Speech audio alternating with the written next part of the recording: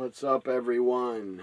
Justin here, back with a new video, a new list video. What's the list? It's where I talk about whatever I want to talk about. News, politics, wrestling, sports, news, wrestling news, big wrestling news. That's what I'll talk about. So, this is sad, but WWE has released a lot of talents today because Endeavor, the owners of the UFC, merged WWE and UFC. Now they are together as one company, or at least on the stock market. There are two companies where you can buy the stock for them. Anyways, this is a new episode of the list about the WWE releases today. Sadly, when a company merges, a lot of people lose their jobs. That's just how it is. Because you got UFC had one department, probably social media workers and other workers, production and stuff, and WWE had a big production team, a lot of office workers. WWE Network people were let go. How the hell are they going to run the network then and put like new videos and new not new footage? That's easy to transfer the premium live events onto Peacock the same night. That's easy, I'm sure. But how are they going to go through like old videos and do all that editing and put them on Peacock eventually? I don't know. Maybe Peacock will stop getting old wrestling videos onto their streaming service. They might just stop putting old videos on Peacock. They haven't uploaded many old wrestling videos or shows anyways. Not that many at all. I know the last upload was like of a whole bunch of WWF Superstars episodes from 95 and 6. And then last year they did a couple house show videos or live events that were taped. But seriously, Peacock barely gets old wrestling footage put on the service every month. Barely happens anymore. They do have original shows and documentaries. They got the Cody Rhodes documentary, the Kurt Angle one that I just watched. It's called Angle. That's insane. I can't believe Kurt Angle lived. The guy was taking 65 Vicodin painkillers a fucking day. 65, and somehow he didn't die of an overdose. He actually said he had an overdose. But he woke up right before SmackDown in 2003 when he had to face Brock in an Iron Man match. He had an overdose that day or night. He slept all morning and day. Insane. Kurt Angle, man, one of the best of all time, in my opinion. I could have made an episode about an episode of the list I could have made about fucking stupid Dave Meltzer. Had the nerve to say, in his opinion, Kurt Angle never had any 5-star matches. You're a fucking idiot, Dave Meltzer. You're a moron. You're a dumbass. You're a fool. I could name like 10 great Kurt Angle matches. Probably more. The guy had so many epic, great matches with The Rock, Stone Cold, Jericho. Fucking, he had a great match with RVD, Booker T, AJ Styles, Chris Benoit, the Murderer. I don't even like to mention Chris Benoit at all, ever, on my videos. But he did have great matches with Kurt Angle. He's still a murderer, and I hope he's burning in hell for what he did to his wife and kid. But my goodness, Kurt Angle. Samoa Joe is great. Kurt Angle Sting. Kurt Angle AJ Styles. I remember on a fucking random Raw in like 2005, I think. I think it was 2005 or 6. Kurt Angle had a good match with Ric Flair. Kurt Angle had a damn good match with Hollywood Hogan at King of the Ring 2002. Kurt Angle Edge. They had many great matches. Kurt Angle Rey Mysterio. They had great matches. Kurt Angle Shawn Michaels. That was more than 5 stars at WrestleMania 21.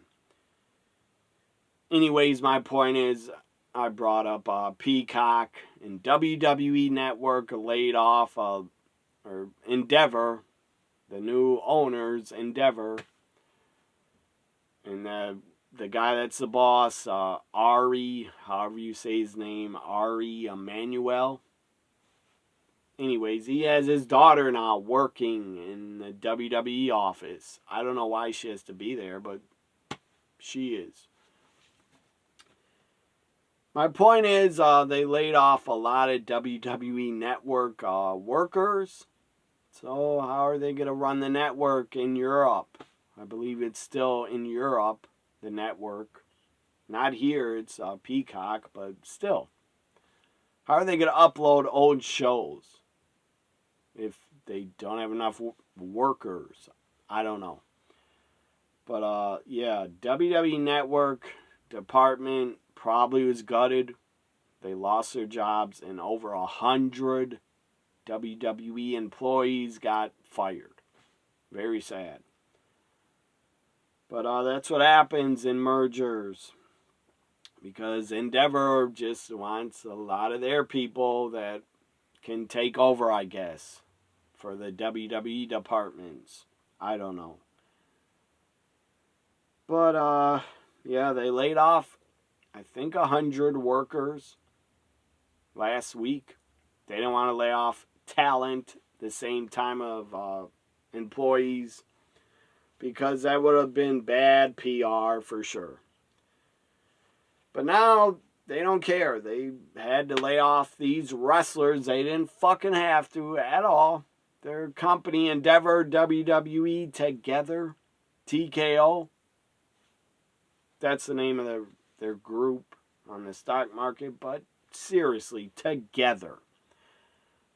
UFC, WWE's probably worth $20 billion or more. I don't know. But my God, they're probably worth $20 billion. You didn't have to lay off these wrestlers at all. You could have afforded them. But I guess Endeavor, the new boss, feels we don't need all these wrestlers at all. Maybe they were overpaid. I don't fucking know. But some of them were really good talent still.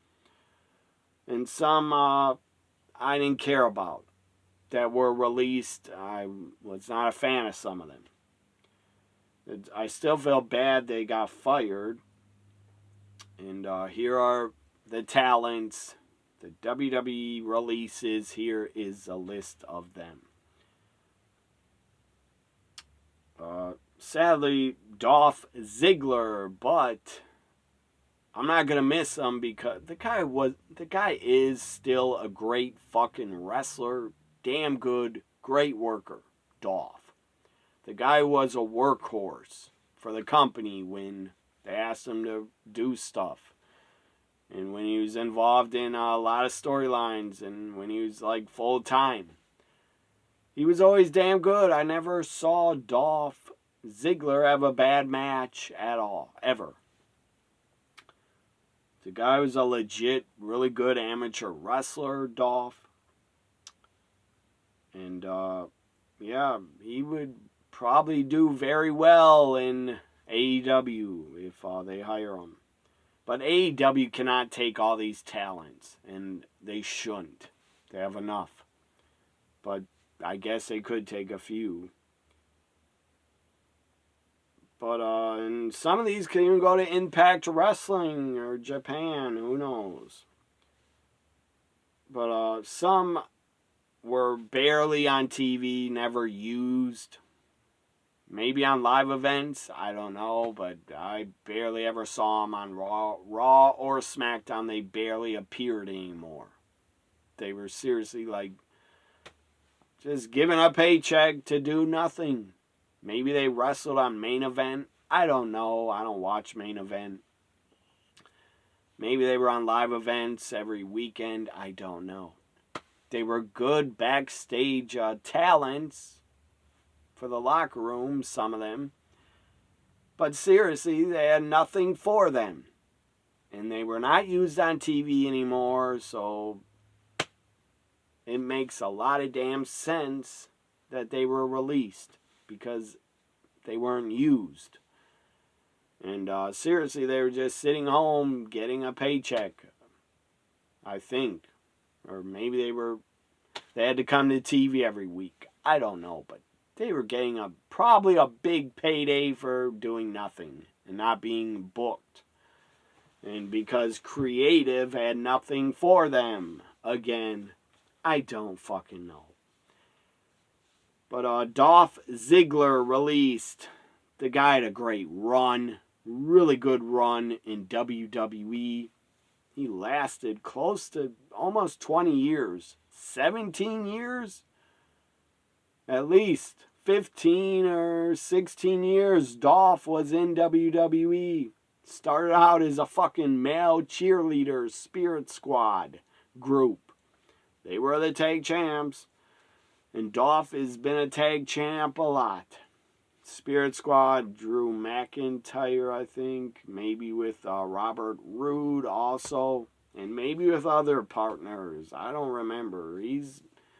Dolph has been thrown in a lot of random tag teams because they had nothing else for him. But Dolph Ziggler, many-time Intercontinental Champion, former World Heavyweight Champion.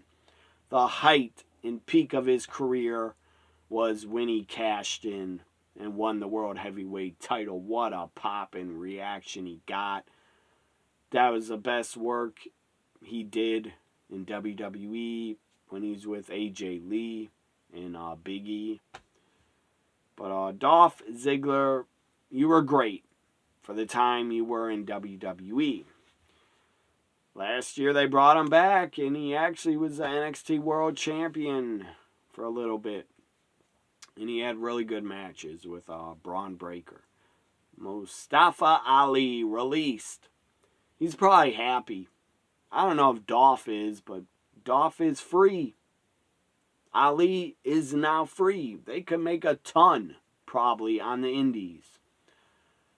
Seriously, they will probably have their phone ringing off the hook for bookings, I think, because they're still in their prime.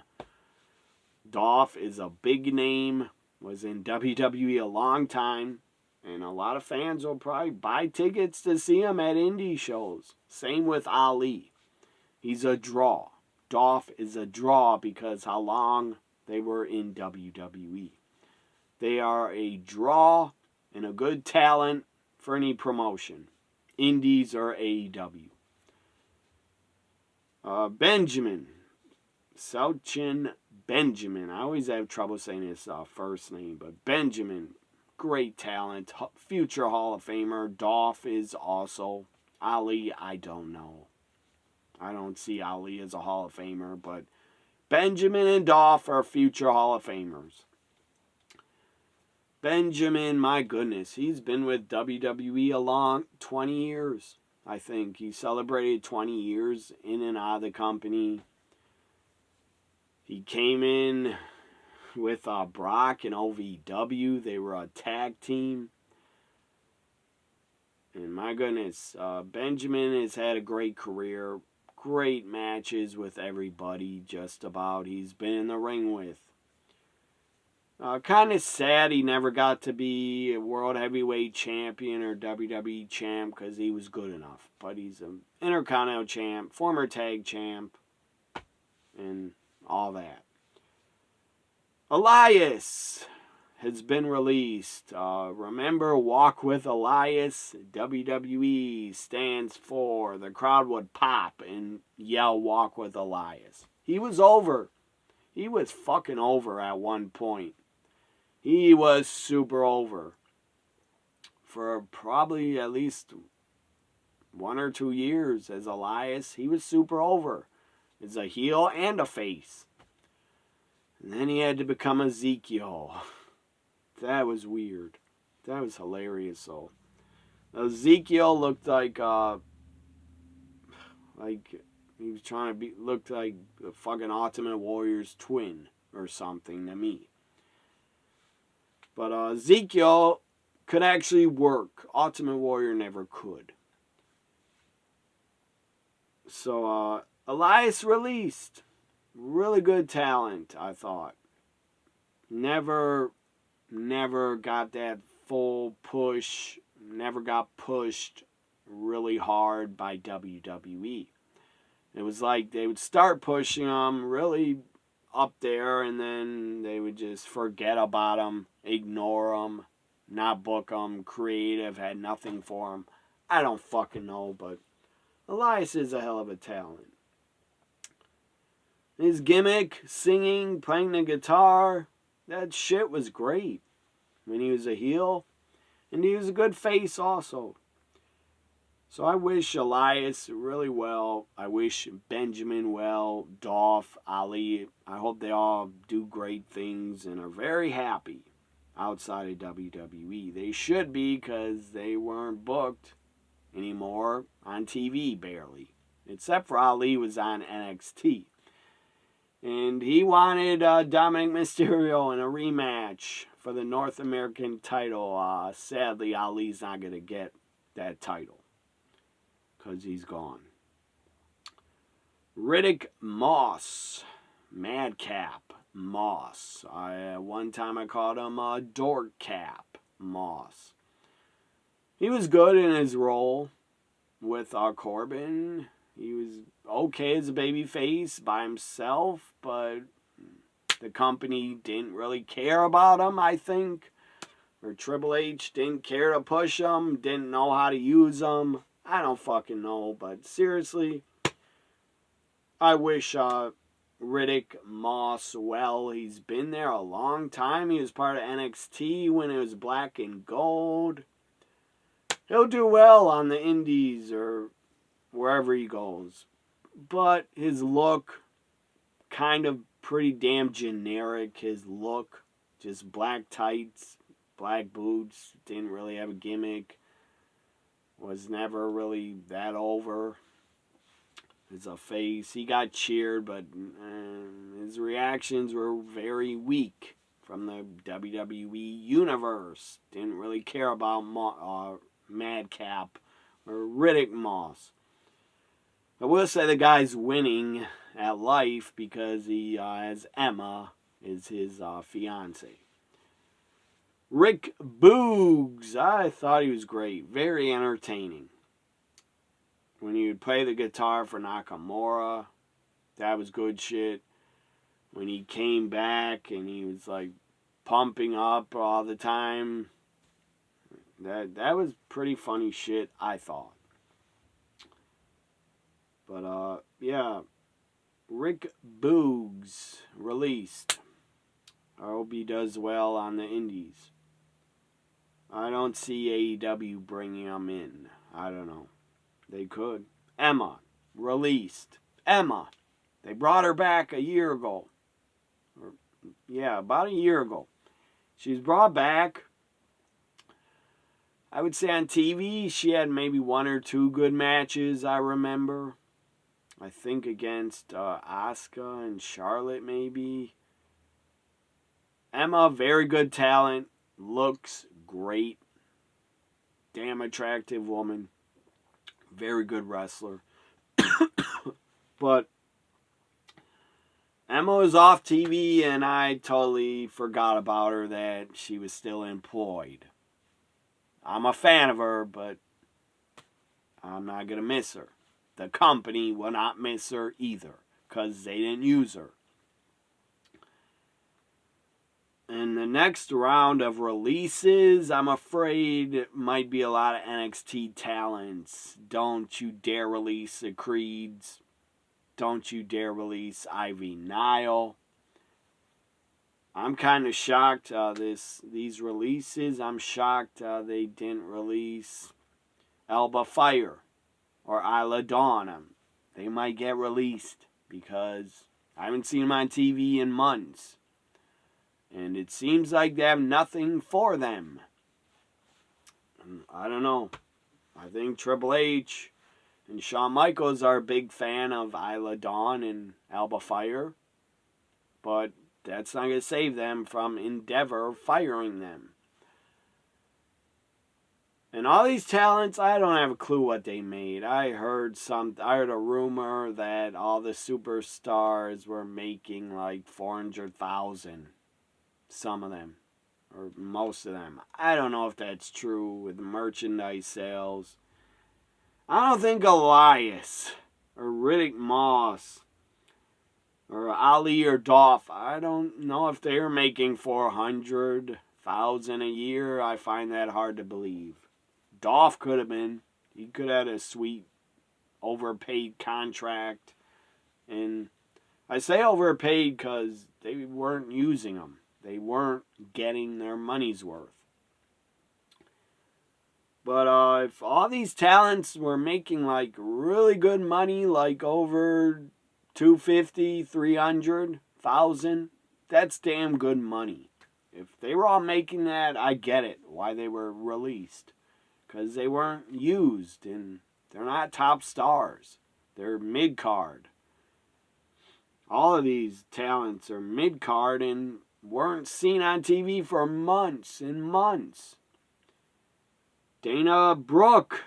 I actually didn't see her name earlier, but I see it now. Dana Brooke released. I feel kind of bad for her. She got better as a wrestler. She tried to get better a lot. She just never got a big push. The company didn't care about her. I hope she made really good money when she's there. She's been there since I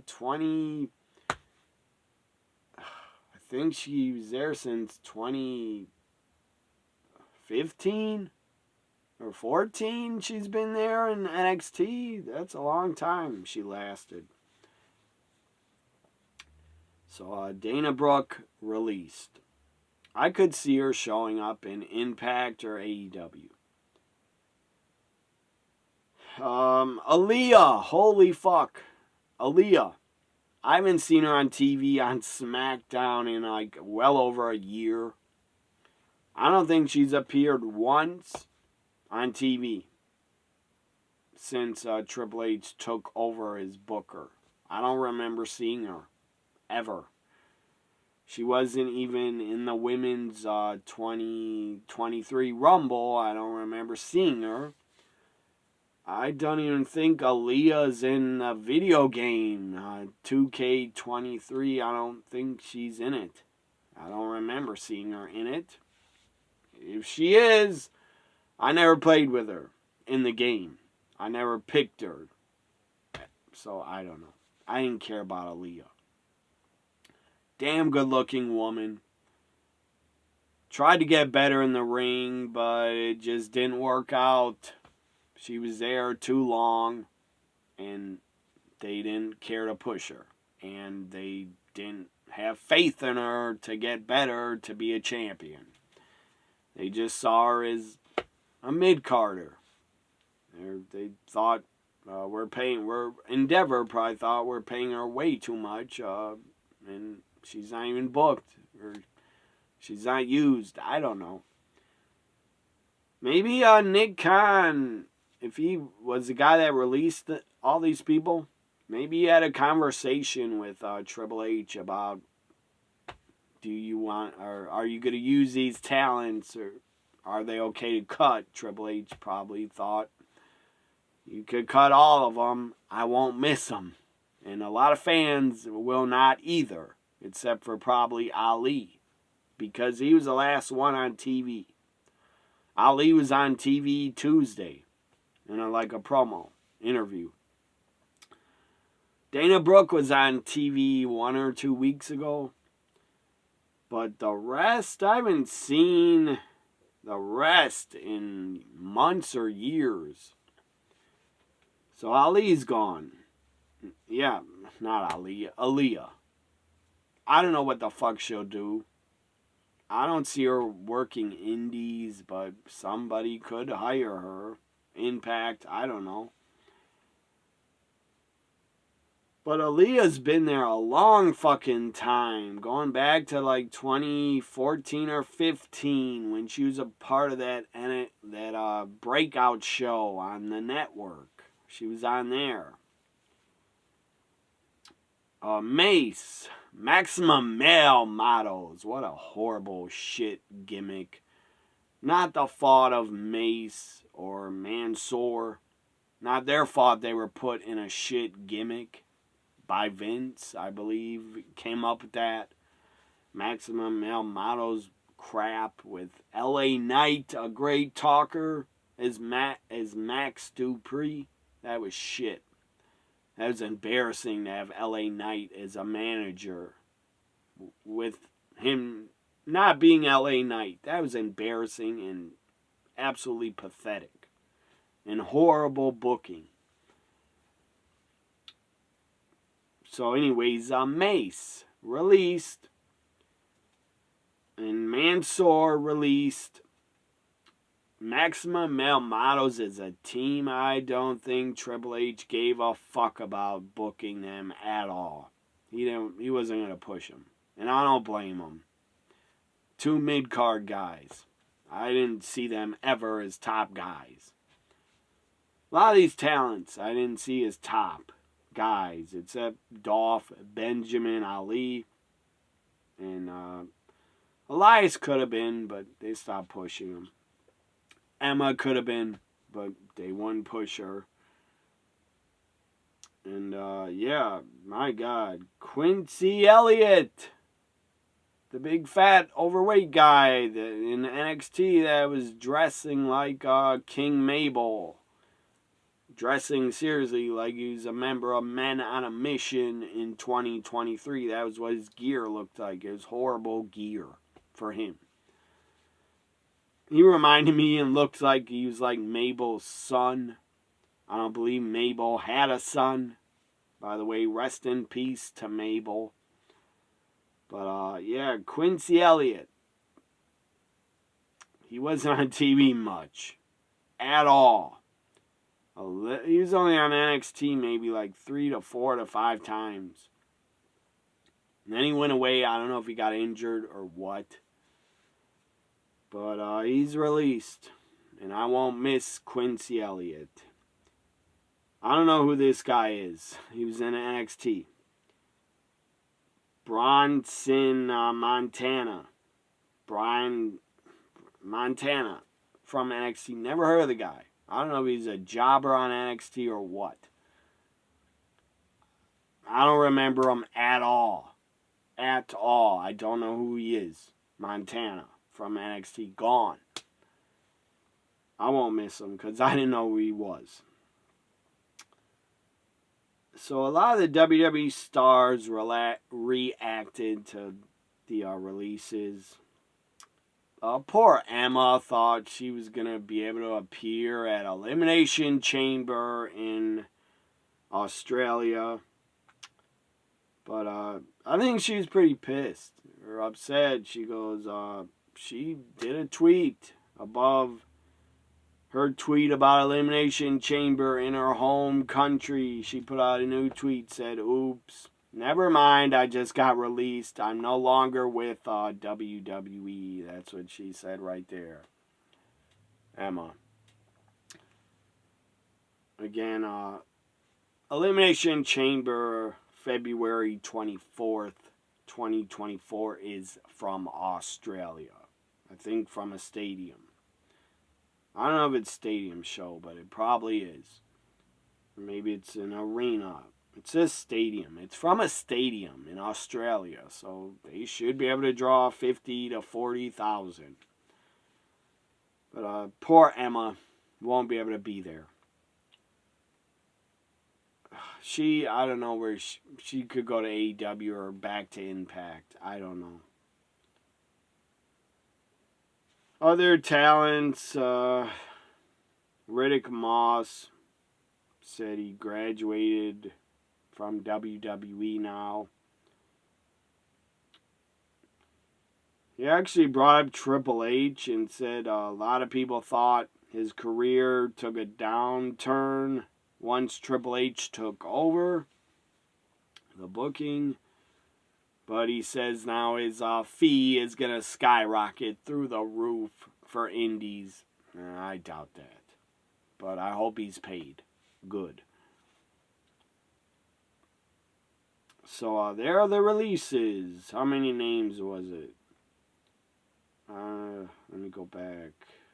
1, 2, 3, 4. 12 superstars were released. I hope there's not a ton more. NXT might get gutted. I hope it doesn't. I'm afraid for Ivy Nile getting released. Kiana James might get released. Tatum Paxton might get released. Fallon Henley might get released. I hope not, but they could. Cora Jade could. I don't know where the hell she's been off of TV. I know she had boob implants, breast implants put in. I know that. Maybe she's not healed and not ready to come back. I don't fucking know. Maybe she's training and one of her implants bursted. I don't know. What is her deal? Why she's off TV? But Cora Jade's been off of NXT for feels like 2 months to me, or over a month. She appears like once and then she's gone for a while. I don't know why. This year she hasn't been on NXT that much. I think she had to go away, maybe for mental health. Take care of herself, and then she wanted boob implants and she was gone for that. But I think for boob implants nowadays, the recovery time is probably only like a month, and then you could come back. I don't know.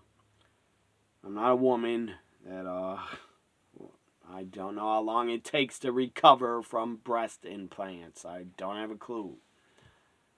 But nowadays, with the surgeries, you could probably come back in a month or 2 instead of like 3 to 4 months. So, there are the releases. John Cena put out a tweet putting over Dolph after he was released. What else do I want to talk about on this episode of the list? Oh, yeah. Another topic before I go. WWE SmackDown is a new TV deal.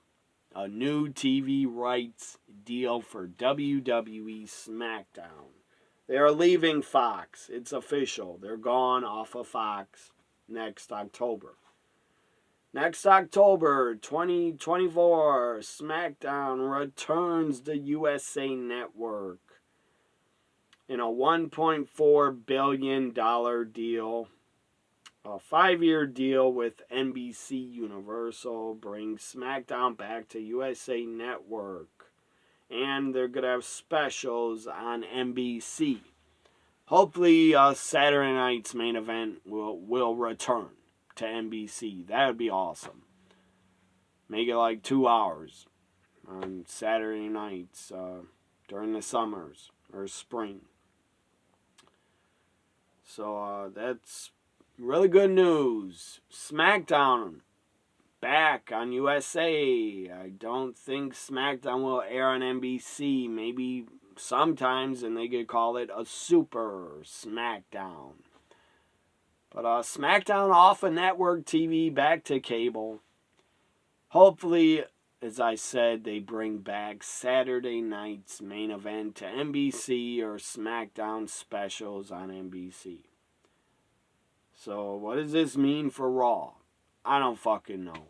But the story says that the new deal includes quarterly primetime specials on NBC. Raw, the future Raw remains uncertain. But, yeah, Disney. So the deal for $1.4 billion is a 40% increase from the deal WWE had with Fox. And it's been reported Disney and Amazon might get Raw and NXT. I don't know. I would prefer for Raw to stay on USA. They've been there forever, just stay. But USA overpaid for SmackDown. But anyways, USA, I don't know why you would want SmackDown over Raw and NXT. I guess because SmackDown had higher ratings and The Rock returned to SmackDown. Well, I don't think SmackDown's going to be getting higher ratings on USA. And The Rock is not going to appear every fucking week or once a year. But it's also been reported SmackDown will stay on Friday nights on USA. And Nick Khan said they're going to be looking forward to debuting multiple WWE special events on NBC. Again, hopefully Saturday night's main event returns. A lot of reading here from NBC Universal people. Putting over SmackDown and saying the WWE hub on Peacock will continue to use the power of their profile to serve the passionate fan base.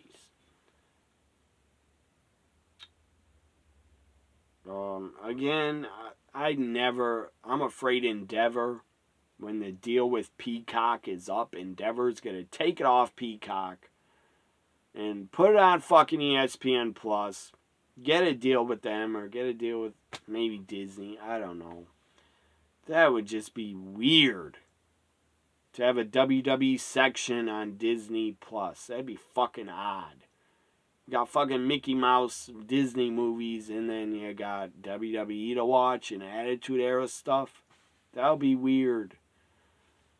Disney Plus would probably fucking ban Attitude Era videos from their streaming service.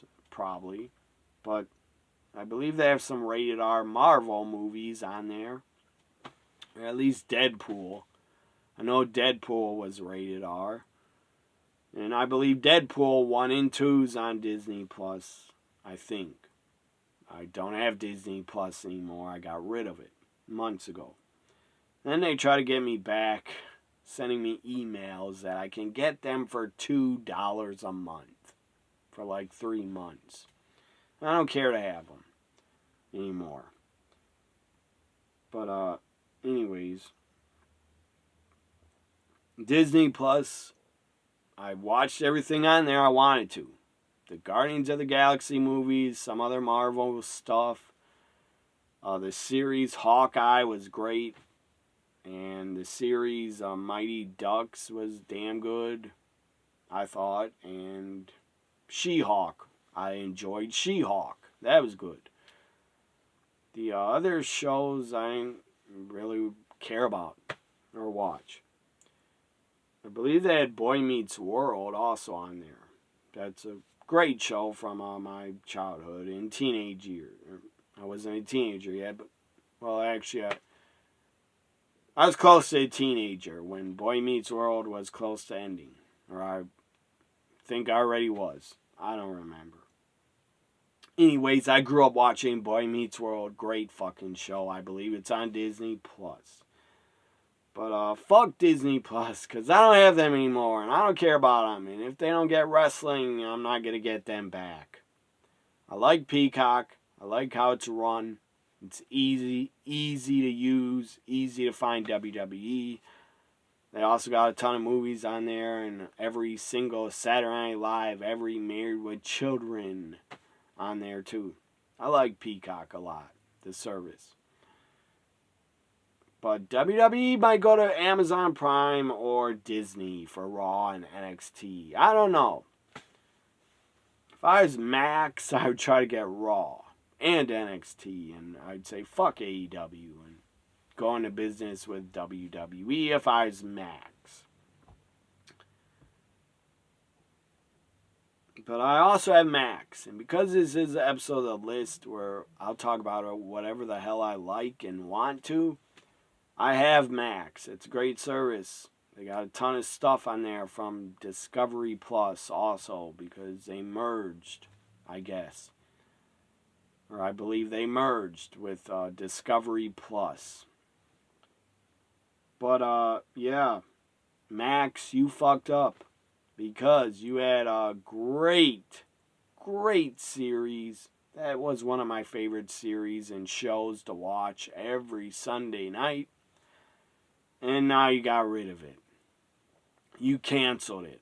Winning Time. The Lakers Dynasty. Great series. Had 2 seasons. You canceled. And said no 3rd season for Winning Time. First off, the actors were great in it. The guy that played Jerry Buss was fucking amazing. John C. Reilly, I believe his name is. Adam Brody, or Adrian Brody. I forget his name. But he was great as Pat Riley. The guy that played Jerry West was pretty funny, but Jerry West did not act like that, I'm sure, but it was funny. Everybody in the show was great. The guy that played Kareem was damn good. The guy that played Magic Johnson was great. All the players, Norm Nixon, his son that played him, he was damn good. The guy that played Michael Cooper, damn good. The guy that played Larry Bird looked just like him. He was great as Larry Bird. The guy that played Red Auerbach, whatever the hell his name was, a famous coach of the Celtics, Red Auerbach, or however you say his name, he was damn good. The coaches, Paul Westhead, what the hell is that actor's name? Jonathan Silver, or I don't. He played Paul Westhead. He was great. Just seriously, Jeannie Buss, the woman that played Jeannie Buss. I don't know her name right now, but she was great. Everybody in the show was absolutely great and was great actors. And Winning Time, the Dynasty of the Lakers, was a great fucking series. I'll miss it. I'll miss it a lot. Winning Time Season 3, I wish could come back. And if I was another network, I would pick it up. Seriously, I would pick up that show if I was Amazon Prime or someone else. Showtime, maybe. I don't know, the channel Showtime. Think Showtime has a damn streaming service. Paramount Plus. Put Winning Time on Paramount Plus or Amazon. I'd watch a season 3 because it was fucking awesome. Winning Time was one of the best sports fictional dramas there ever was. It was great. Absolutely great. I enjoyed the hell out of watching Winning Time.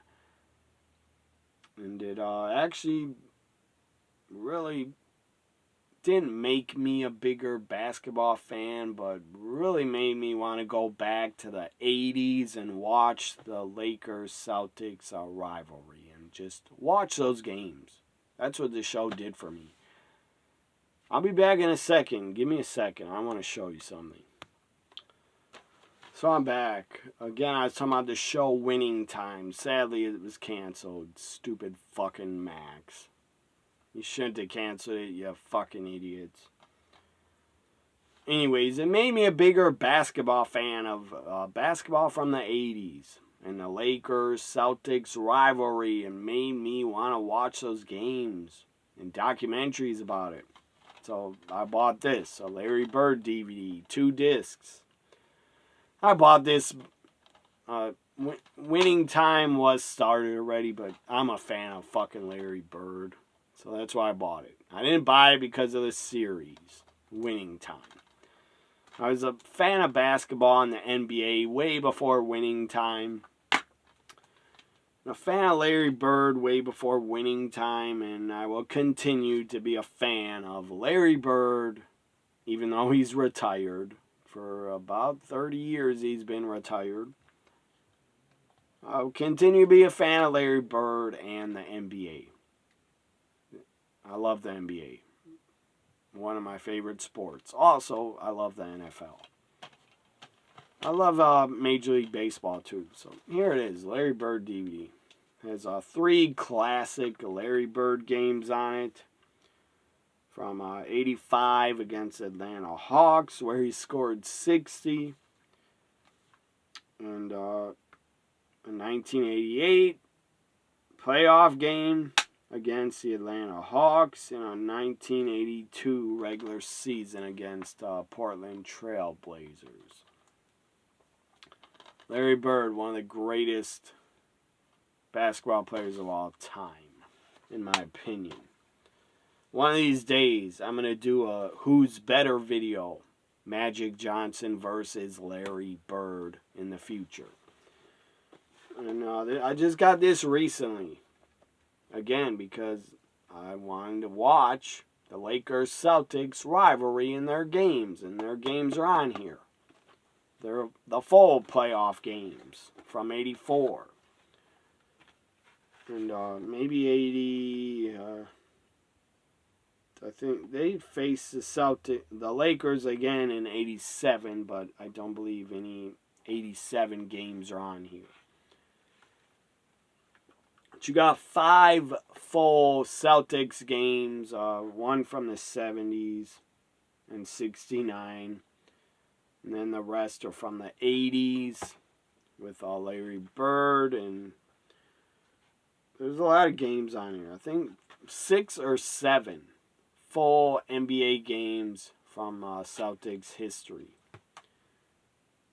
So there's the inside. Again, it's 5 DVDs. It's like a book. It's fucking awesome. For me, an NBA fan and a fan of NBA history from the 80s. I grew up in the 80s, and it was awesome, 80s basketball. As a kid, I didn't follow it. But now I fucking love following it and watching the old 80s Lakers and Celtics games.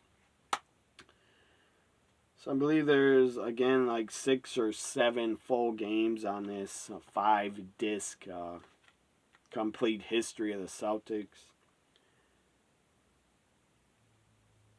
It has 86, 87, like, feature on the season from when they won the championship, 87. It also has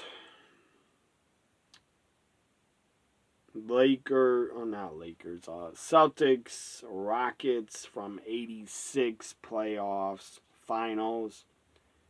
87 Eastern Conference Finals against Pistons. I don't know if that's a game where Larry Bird stole the pass with like 2 seconds left. That was insane. So Lakers got a rich... Lakers have a rich history, of course, but Celtics really do. That was insane. When Larry Bird stole that pass from Isaiah Thomas, that was fucking insane. And the Celtics had this old guy as their announcer on radio. His voice was insane. He was like, "There's a steal by Bird!" It was hilarious. And final thing I'll share on this episode of the list, my Ultimate Jordan 5-disc DVD set. Very awesome. And I said Winning Time, a fictional drama series. Winning Time was one of the best sports series. And it is and was. But another great one, really great one, with not actors, The Last Dance. Fucking great series of episodes that Jordan basically, I believe, was like the executive producer and ran the whole thing. I guess Scottie Pippen got mad at Jordan over The Last Dance, and now they're not friends. Well, Pippen, you're an idiot. Because Jordan is the GOAT. You were not. Very good player, but you were not Jordan. And yeah, Jordan probably wouldn't have won 6 titles without Pippen. But Pippen went to, I don't believe, even got to the fucking finals without Jordan. And look what happened. When it was Pippen's team and Jordan went to play minor league baseball and for the White Sox, look what happened to Pippen. I don't know if he's hurt in 94 and 5. But guess what? When Jordan was gone, Pippen, you didn't win championships without Jordan. You couldn't. The 2 years Jordan was gone, the Rockets won the title. With a really great player, Hakeem Olajuwon. So anyways, this Jordan DVD is great. 5 classic Jordan games in their entirety. 86 playoffs. Game 2 against the Celtics. That was great to watch. Because it was Jordan versus Bird. 1990, Bulls at Cleveland. 1993, Finals, Game 4. Bulls at Phoenix. 1997, Finals, Bulls in Utah. 1998, Finals, Game 6, Bulls at Utah. Plus hours of bonus features. I believe this is like 10 hours. I think it's like a 10-hour. All these DVDs is like 10 hours. And this DVD is like 1,000 some hours. So anyways, hope you enjoyed this episode of the list. Sucks. Really sucks that all those talents got released. But they will be fine. And they were not top guys, so they will not be missed by me except for Ali and Emma. The rest will be fine. They'll do fine, whatever they do. Bye for now, everybody. Have a great weekend.